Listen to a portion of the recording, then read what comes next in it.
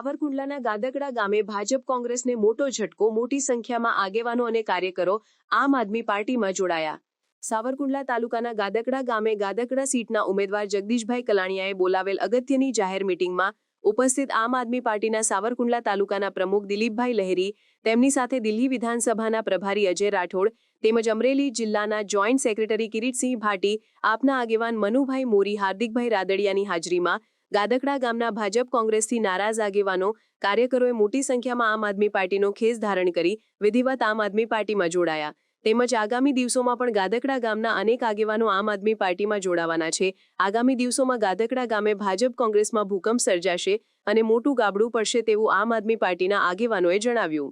સમાચારની અવનવી અપડેટ જોતા રહો નિખરતા ગુજરાત ન્યૂઝ સાથે। નિખરતા ગુજરાત ન્યૂઝને લાઇક, શેર, સબસ્ક્રાઇબ કરો અને બેલ આઇકન દબાવીને સમાચારની ઝડપી માહિતી મેળવો।